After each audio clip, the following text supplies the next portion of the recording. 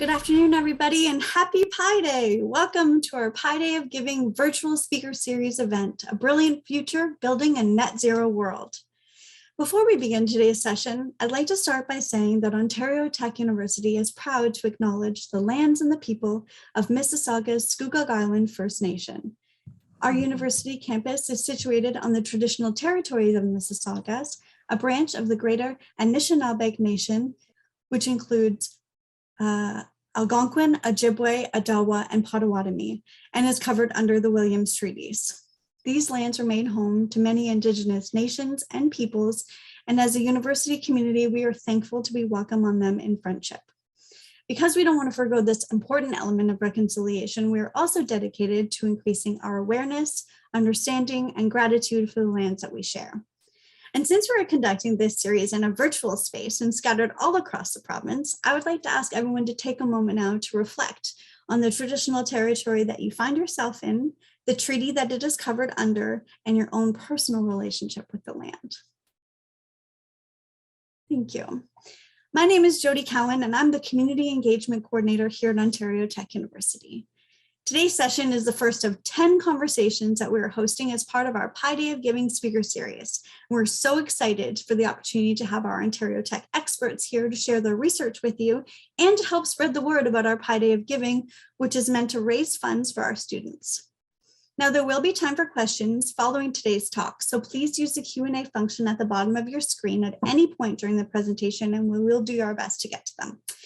These sessions are also being recorded, so they will be posted to our website if you wish to watch them later or share with a friend who couldn't tune in with us live today.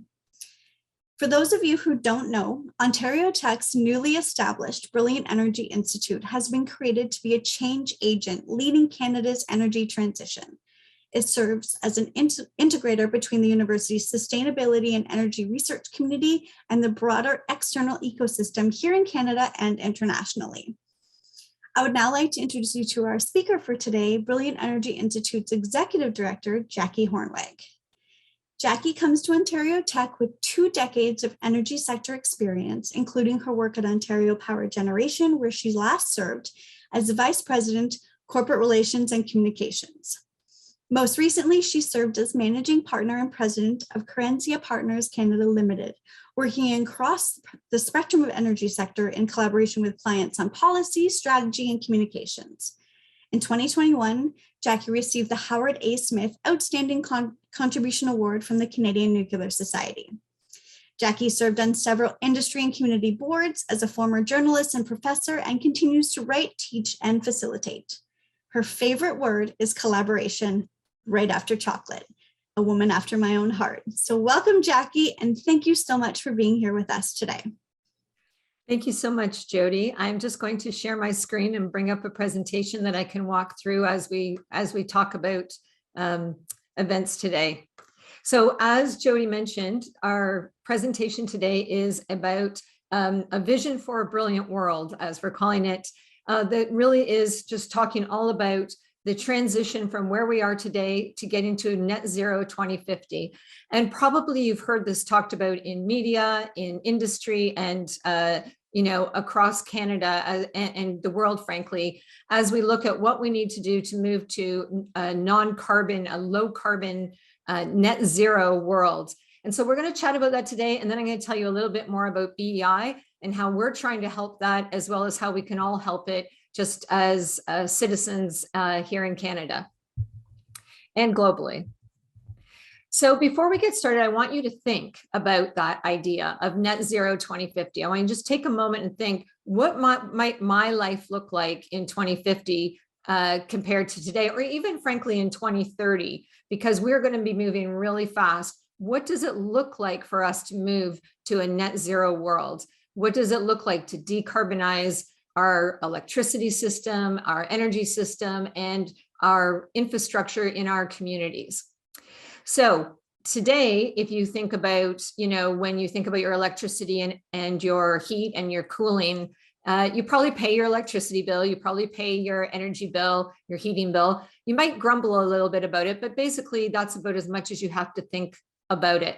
unless you've already started to do things like put solar panels on your roof, or maybe you have an electric car that you plug in, but that's generally kind of where it is. In the world that we are moving to, those centralized grids that include things like nuclear and hydro and gas and wind and solar here in Ontario, as you can see on the independent electricity system operators graph here up in the top left corner, those things are going to be supplemented with a lot more things that will happen right in our communities and even in our own homes, which means that we are all going to be part of energy management as we move towards net zero.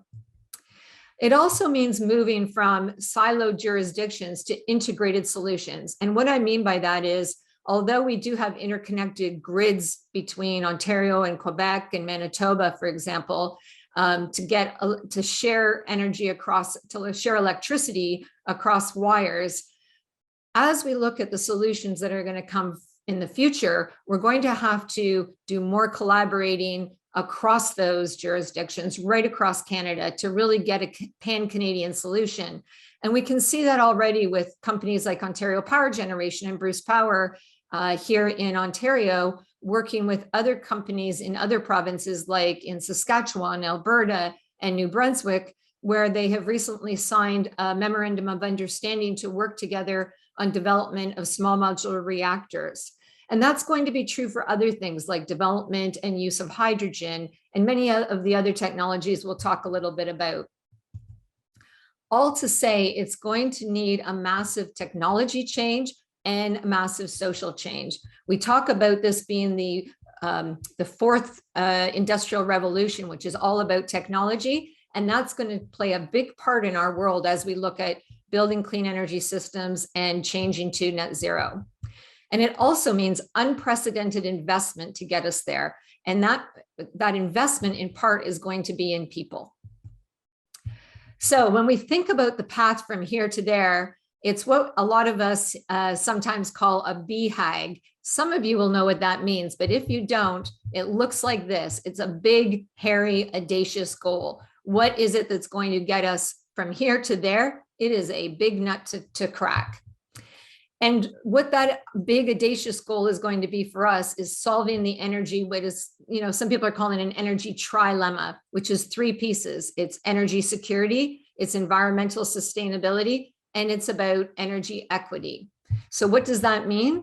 On the environmental front, it's about protecting our world. It's about addressing climate change. We have a massive, really urgent need to address climate change, to push it back, to mitigate for what has already happened. And so we want to, build a healthy climate. We want clean air that isn't just, in Ontario, we're very lucky because we have a lot of low carbon sources in our power system that we have pretty clean air, but that is not true in all parts of the world. In some parts, generating energy is a real health issue for a lot of people. Same with safe, usable water. And it's about, creating resilient ecosystems and preserving our ecosystems so that we don't have so many species becoming extinct, and that we start to move that clock back.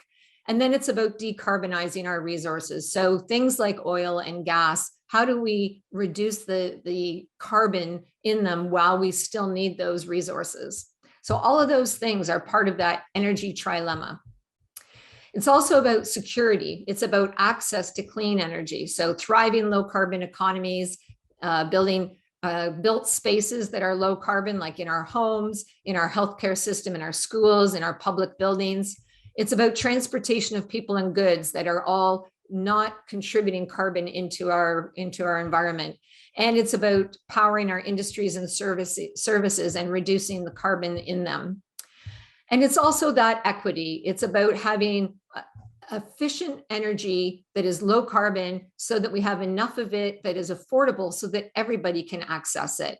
And we call this equitable prosperity. It's how do we create our new system that is, really all of the things that we're going to do from here to there. How do we do it in a way that it is equitable, including for the 1.5 billion people today who do not have electricity in the world? So investing in the transition to net zero is going to be huge. the energy sector will grow exponentially, as will all of those pieces within the urban and community infrastructure to go with it. And that looks like by 2030 that we are going to triple our investment to $4 trillion in the clean energy sector. By 2050, and this is global numbers from the International Energy Agency, by 2050, it's growing to 13, sorry, that should say trillion with a TR, not billion, 13 trillion in upgrades and extensions of the grid. Between 2020 and 2070, just in energy storage alone, we are going to invest $4 trillion. And what does that mean for Canada? We have our own big, hairy goal as part of this. And that audacious goal includes also massive increase in spending over the next 30 years in order to cut our emissions by 75% by current levels, which is where we need to get to. So how do we transition? What are the things we're going to do? There's 3 key areas. And the first one is energy innovation. It's the kind of things that get our researchers in our labs and our science and technology areas really excited. It's things like advancing nuclear technologies, both the traditional scale nuclear, making it even more effective, more cost effective, more lower capital costs, and making, strengthening our human performance, strengthening our systems within our nuclear plants. It's about developing and integrating small modular reactors into clean energy grids, renewables, hydrogen and other clean fuels, energy storage, and then what do we do with them? How do we put them all together into the grid and optimize that? All of these things are part of that energy innovation. The second part are all the technology and other enablers that are going to help us with that. So that's things like the Internet of Things, advanced manufacturing, cybersecurity. You can see the list there, including green financing. And, I'll point to something that Bruce Power recently did in developing a green bonds where people can invest in nuclear as part of that development. Across the spectrum of these energy innovations, we need to be thinking about how do we finance this? Because as we talked about, it's a big number. And then we're going to require social change. It's going to, require public policy to really understand how do these things go together? Where are they going? When will the technologies be ready? Put them into policy, help the public, people like us figure out what does this mean for us? How do we make choices in our own lives? How do we manage our homes? All of those pieces. That's going to be an equally important part of this. Also, we can't do it without people. So it's about building diverse, effective workforces. We have an opportunity to not only build the skills for that clean energy sector, but we have the opportunity to build it in a way that reflects equity, diversity, and inclusion. So that means that we're going to need people like these, and people like these, and people like these. We are going to need young people. We're going to need older people, people of all ages, all kinds of experience, skills, genders. We need the more diversity we have in our workforce, the more value that brings in terms of, first of all, bringing different perspectives on our decision making as we're developing these technologies, not after, but as we're developing them, having many people and many voices putting their input in to help us to make the best choices for that future world. And it's going to be a big job building this workforce. By the transition to net zero includes 14 million jobs, as you can see on the slide here, and spending on more efficient appliances, electric and fuel cell vehicles, as well as building retrofits and energy efficient construction is yet another 16 million workers. And again, in Canada, the estimates are that Canada is going to need to retrain 100,000 workers to build some of those green skills and add up to 200,000 more like them as early as 2030. We're in 2022. That's a big job to do in a short period of time. And how are we going to use this energy? Actually, this question is, how do we use energy? So what does that look like? So when we think about that, a lot of us tend to think about electricity, and that for sure is part of it. It's our appliances, our computers, our phones. For some of us, it's our cars. It's also about heating and cooling, and that's a big, really important piece as well. So right now we're doing a lot of that by natural gas. How do we decarbonize those fuels that we're using in our homes and in our buildings? And how do we use things like heat pumps and other technologies that are going to help us decarbonize our heating and cooling? And it's also about our fuels. It's about when we take our trip somewhere down south, when we get the chance, or when we are bringing in goods from other parts of the world, or when we are traveling, what are the fuels that are helping us to do that? So I'm going to take a little rest myself and give you a little job to do. I want you to think about what is the #1 source of electricity in Ontario. See if you know. I've given you 5 choices there: hydro, nuclear, natural gas, renewables, and coal. What is the biggest source of electricity we have in Ontario? If you guessed nuclear power, you would be correct.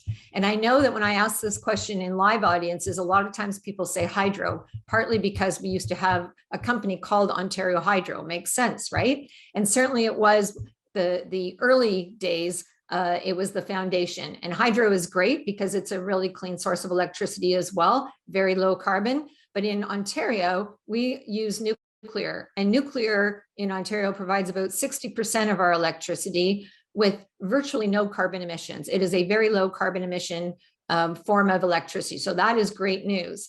Hydro is about another 30%, and the rest is a mix of wind, natural gas, and solar.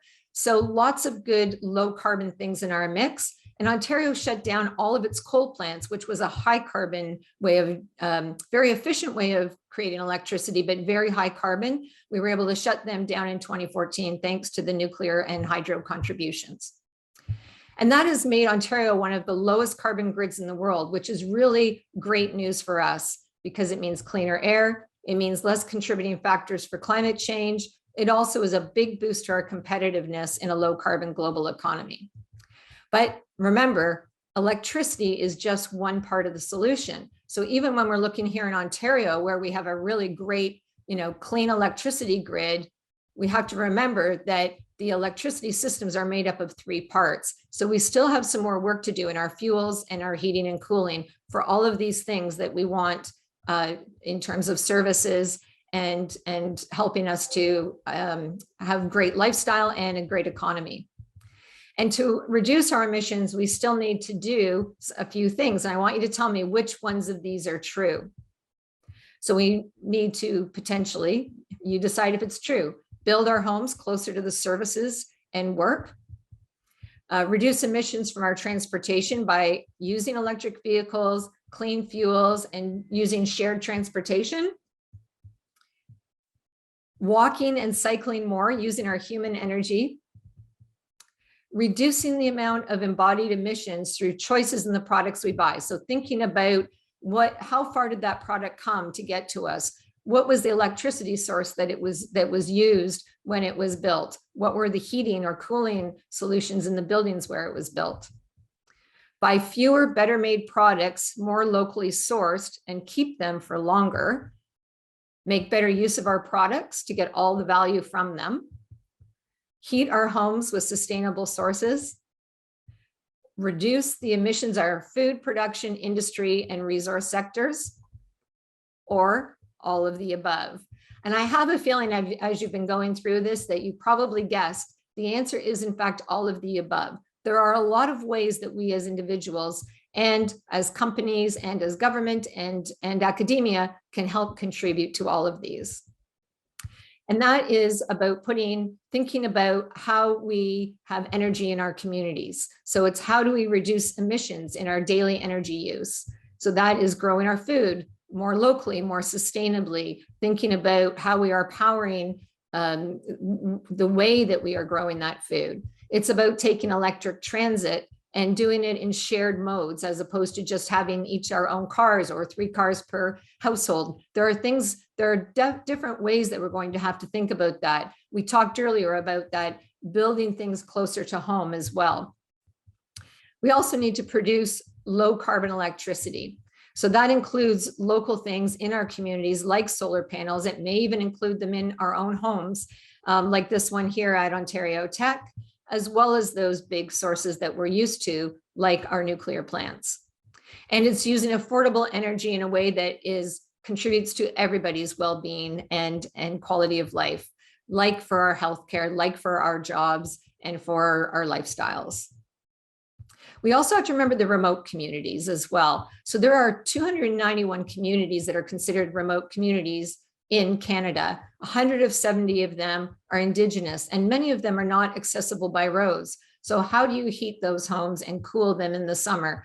How do you provide sustainable transportation and other services? So this is a community as an example, in northern Quebec.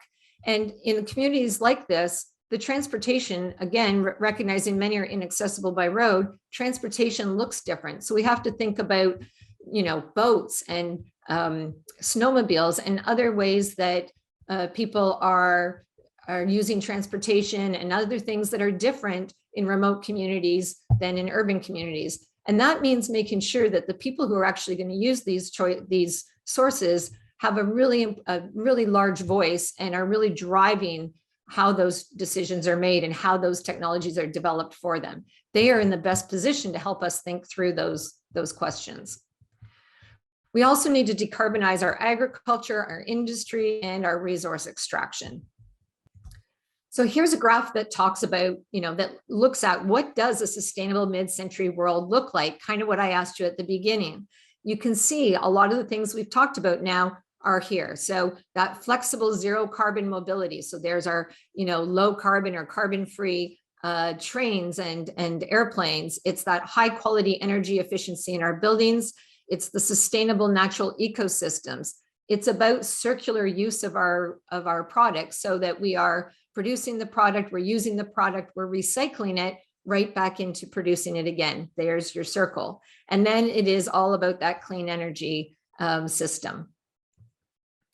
And that finally brings us to the Brilliant Energy Institute and our vision. So the Brilliant Energy Institute is really about building on everything that we have here at Ontario Tech University to meaningfully contribute to Canada's leadership in this clean energy transition. So supporting that decarbonization, sustainability, and that equity, not only here in Canada, but worldwide.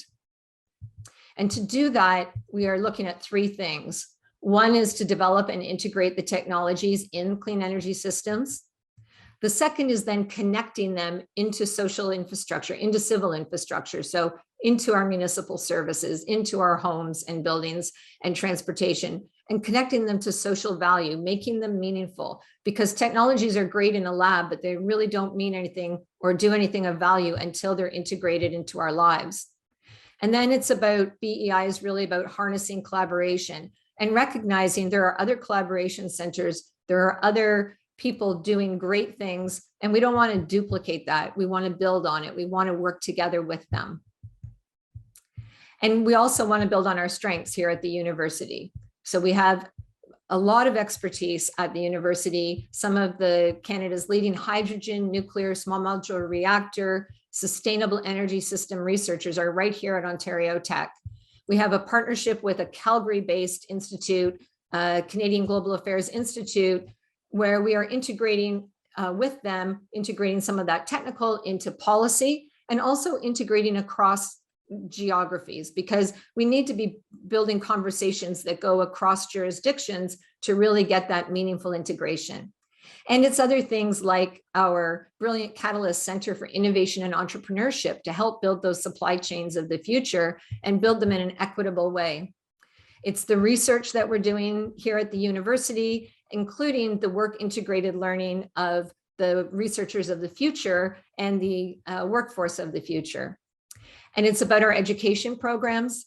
And finally, the facilities we have here right on campus. And on the education, it's not just about the engineering and science. Those are really important, but it's also those cross-disciplinary pieces that are going to help us with the enablers in technology, as well as that getting that social value. And you can see the facilities here that we have, including a geothermal system that is Canada's largest, that heats and cools the campus. It's about centers of excellence in different areas of focus. And then at BEI, it's about collaboration, working with our partners. So Brilliant Energy Institute, working with students, working with researchers and trainers, with program and research partners in universities, college, industry, government. We're forming an advisory council of senior people from industry and other areas that can come to, and communities that can come together and give us the best advice how we move forward at Brilliant Energy Institute, working with others. And it's not just about senior people with the wisdom that they have in industry. There are many people in our communities and, you know, across these organizations in specific areas that have real interest or real expertise, and we want to draw on that. So we're creating these knowledge circles that are going to talk about all of these things you see here at the right side of the screen. And underpinning all of this is Ontario Tech's tagline of Tech with a Conscience. So that is really about embodying those values within the work that we're doing. As we're improving, innovating, and developing continuous improvement, and you know, driving that research for innovation, we're doing it with students at the center, and we're doing it in a way that enables change. So building that equity and diversity, building that world-class workforce, and leveraging expertise that empowers decision makers to use the technologies that are being developed in a way that is helpful to society. Underlying all of that is equity, diversity, and inclusion that we build into the design of everything that we're doing. It's about earning trust, which is not something you do in a day. It's about day in, day out, working together with partners, working together with people in communities. It's about putting STEM and STEAM, so that's science, technology, engineering, and math, and adding in those arts and other cross-disciplinary functions. It's being that agent of change that Jody mentioned off the top, and it's ensuring a just transition for everybody in this really big time of social change. Lastly, when we think about what can we do, we can together, this is all of us. It's learning, it's acting, and it's being a champion. So it is informing ourselves about how our choices affect the transition to net zero. It's listening in and staying informed, because a lot is going to happen in a really short period of time. Things are changing quick. And just as an example, if you follow the IPCC reports on climate change, you know, you can see every time that they have a new report, something new comes to light. Think about where we get our information from. There's a lot of disinformation. We know this not only about energy, but about a lot of things. So think about trusted, credible sources, and learn how to build equity, diversity, inclusion into your own initiatives. In terms of acting, it's choosing products and services that are energy smart and leading by our actions. So public and shared transit, low emission vehicles, low embodied emissions in products and services that we use, energy efficiency in our homes, and using our human energy, and thinking about ways that we can reduce our energy consumption. And consider careers that will contribute to clean energy solutions, because we need lots of talent. And then finally, being a champion, and that is getting involved, participate collaboratively in initiatives, including being an advocate for low carbon solutions that protect the environment. And of course, join us at Ontario Tech Brilliant Energy Institute. I'm going to leave it there so that we can have discussion, and you can join me on Twitter to talk about more of this at Jackie Hornweg, or contact me. My email address is there, and I'm going to stop sharing. Thank you very much. Jody, back over to you.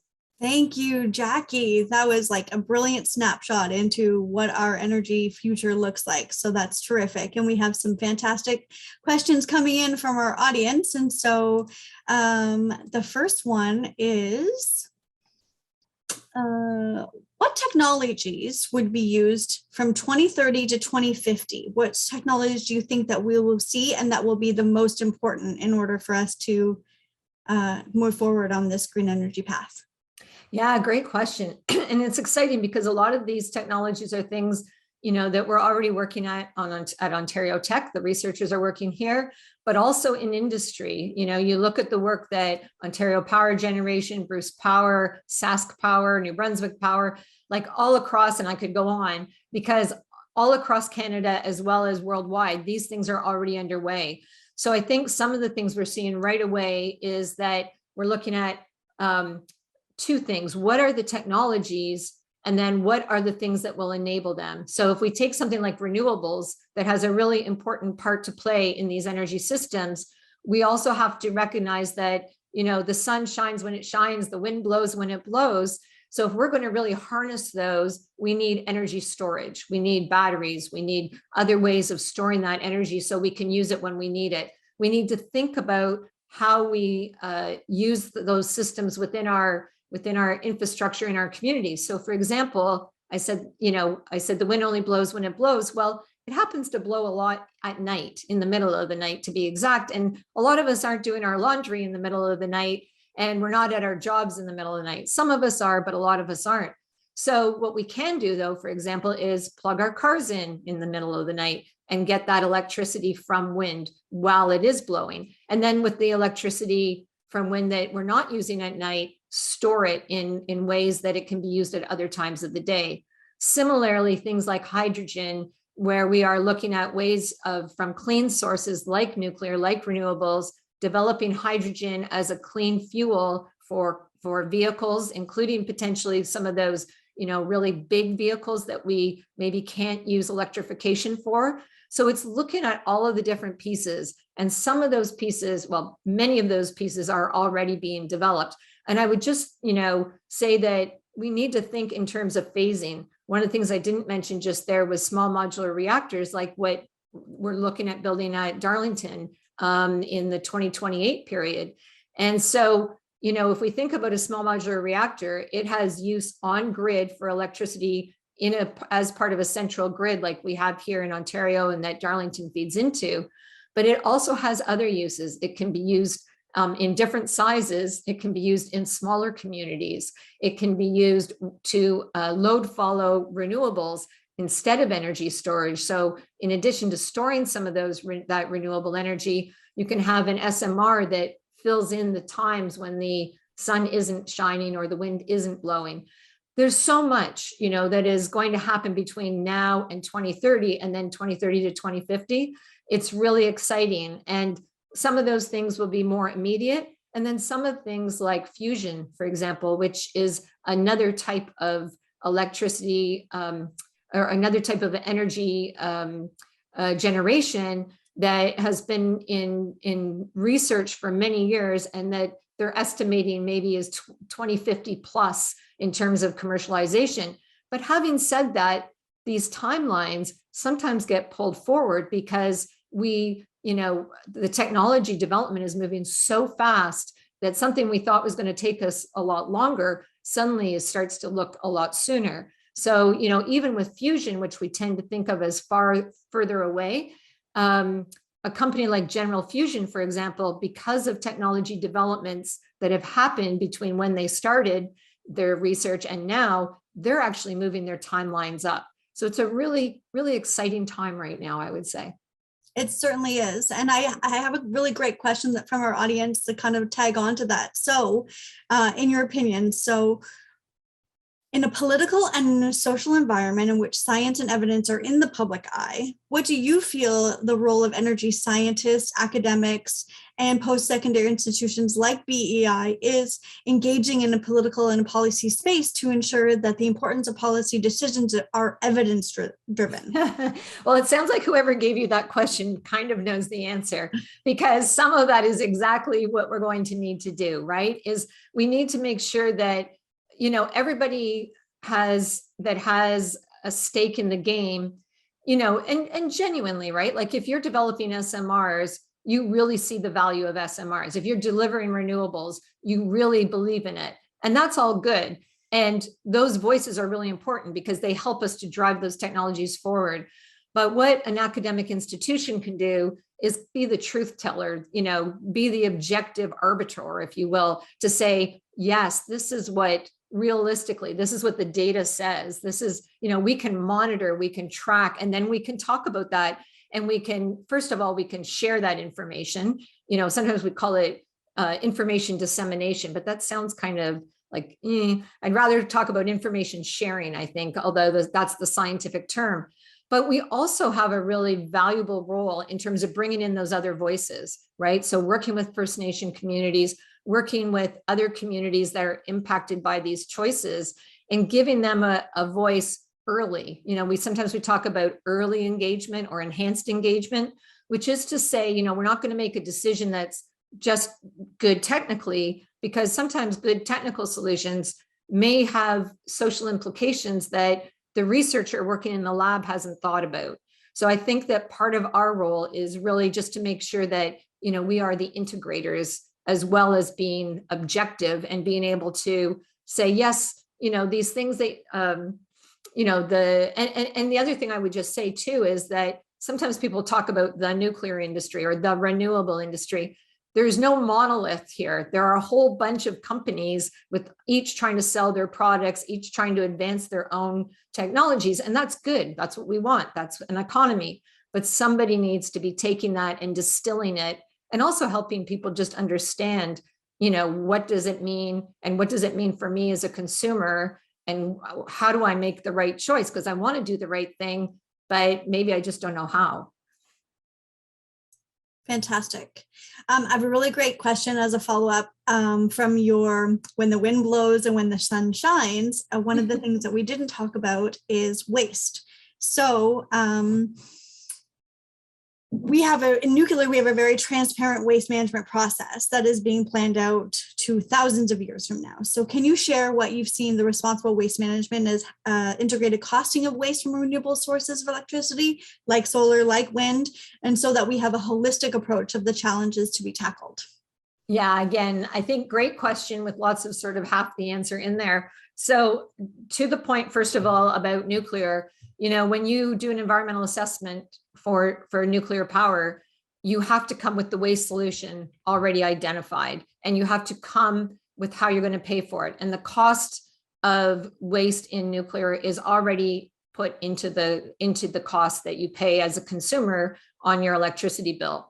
And that's actually a great model because, some of you know my husband, Dan Hornweg, is also in the energy space, and he is also a researcher in the energy systems and nuclear science faculty here at Ontario Tech. And Dan has a saying that I always steal from him, which is, there is no free lunch. And I think that is just a really great way to look at it. Everything we do in life has waste, right? Think about it for a second. Think about your own life. Everything you do has waste, including everything you put in your body, right? It doesn't just stay in there. It comes out as waste. Things that we do in our home, we bring something into our home, eventually it goes back out as waste, unless we can find a way to recycle it and bring it back in. That's part of the idea with the circular economy, is to have less waste. So when we as consumers eat food and bring food into our home, so much of it, we don't even get the value out of, because we end up wasting some of it. And some of that isn't the consumer's fault. It's not that we want to do that. It's just that we have not yet made it really efficient for people to find a way to bring food into their home and use it all extremely effectively and not throw any of it into the compost. At least hopefully we're composting it. The exact same thing is true in some of these technologies. Solar and wind, they are still emerging technologies. They still have, I would, in my opinion, still have some ways to go in terms of figuring out the waste stream. And that is not to say that they won't get there. I think that it's easy. For a long time, renewables was kind of like being in government and being in opposition, where you can kind of say, this is what we're going to do, and it sounds really good. But at some point you get into government, and in some point renewables started being integrated into our systems. And then the realities start to emerge about some of the places where we have gaps. And I really think that's an important part of the research, is going to be really strengthening, again, the circular economy for those technologies. So I think, number one principle, there is no free lunch. So we got to figure out the waste for everything. And it's not just the waste. I would just put it on the other side too, right? what are the minerals and components that are going into our wind turbines and our solar panels? And what does that mining look like? How are we making those pieces sustainable? So there's another researcher here, Jennifer McKellar, who does what's called life cycle assessments. And what Jennifer does is look at a given technology from the beginning, from when we start, procuring those materials and where do we get them from, right until the end. And I think that that's a really important thing for us to do for everything that we're talking about here. And not just in the energy system, but also when it gets into our communities as well, and how we're integrating it. How are we going to, either reuse it or make it as sustainable as possible on the other end? Now, Jackie, you definitely mentioned employment and careers and thinking about that, and that while it sounds like an excellent new opportunity for young people considering higher education, what kind of opportunities are accessible for upskilling like existing workforce to get into these new careers? And do you see the potential for employment being widespread across a variety of skills, meaning not just specialized engineering programs, but more generalized, perhaps technical roles? Yeah, no, excuse me. I think that's a great question. And I think when I think about this space, I think there's two things. And I think the first thing is, actually, I think there's three things. So the first thing you said, Jody, is like, those early career, or maybe not even in career, people who are in high school or already in college or university right now, and how they're thinking about their career. And one of the things we have to really make sure is that we're giving them clear pathways so that, when they think about the options for careers, they're thinking, when they think about being an engineer, that they're also thinking about engineering in this clean energy space. Or if they're thinking about, in addition to thinking about being doctors and lawyers, maybe we can also be thinking about nuclear healthcare, and can be thinking about applying their policy skills in the clean energy space. So it is about all things. But then when we get beyond those early career folks, there absolutely is a need and an opportunity for that reskilling. And now with technology, we have more ways of doing that than ever. We've got micro credentials, which through Ontario Tech Talent we're doing, and through eCampus provincially, and many other opportunities for doing some of this small bite learning, so that you don't have to leave your job for 4 years. There's ways of integrating it into your life. And in fact, some of even the master's programs here at Ontario Tech and elsewhere allow for that life integrated learning. So I think that's really important, being lifelong learners, recognizing that just has to be part of what we do, the way we do it from now on, because things are going to change. The skills that we got when we went to university, aren't going to be enough. And even if you graduated in 2015, 2018, things have changed again. So lifelong learning, really important. And then the last piece is that as businesses, we need to be reskilling ourselves as we think about how do we integrate things like equity, diversity, and inclusion into our processes so that we are including all people, that we're not putting up barriers. Again, I'm quite sure businesses are not intentionally putting up barriers that exclude people. It's just learning and teaching ourselves the processes, and thinking about how we build those processes, and not only into our employment workforces, but also when we're thinking about working with supply chain and working with businesses, how do we help build capacity in all areas of society in terms of businesses? Awesome. That was great, Jackie. And one final question, because I think I would be remiss about not asking this one, since you are the executive director of BEI. We are obviously all very engaged in these topics. And how can we get involved? What can the public do? How can all of us here at Ontario Tech and our external community, what are some of the ways we can get involved with BEI?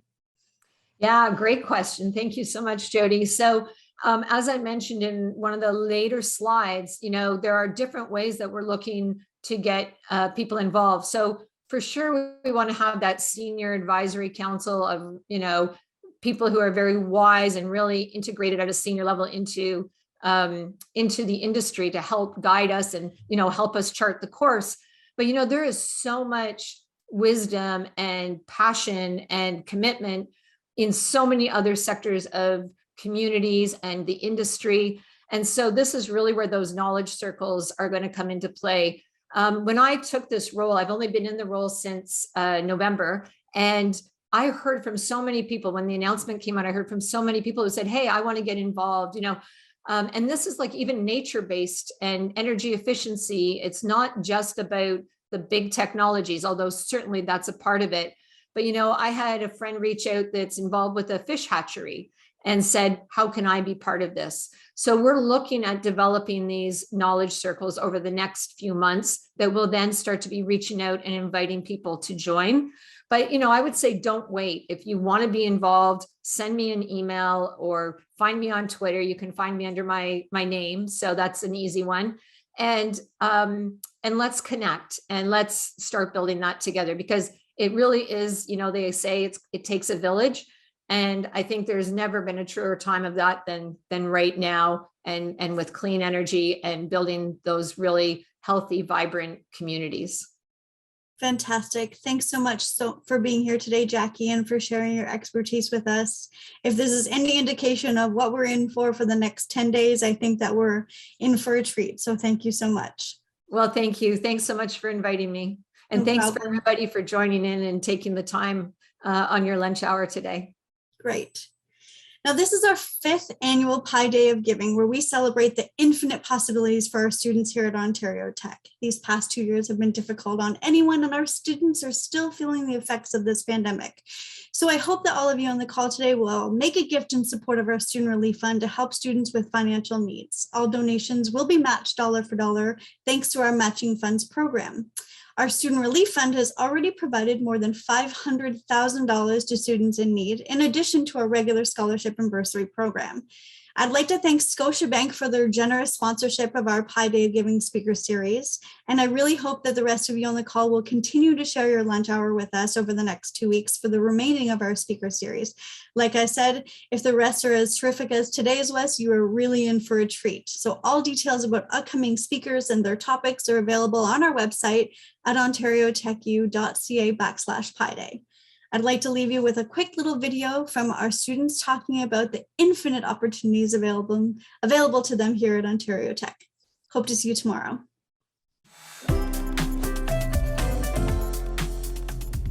There's a celebration going on at Ontario Tech. For the past 5 years, we've been coming together on March 14th on Pi Day of Giving in support of Ontario Tech students. There are infinite reasons why students choose to study here, why alumni are proud to have graduated from here, why professors continue to teach here, and why staff come to work here every day.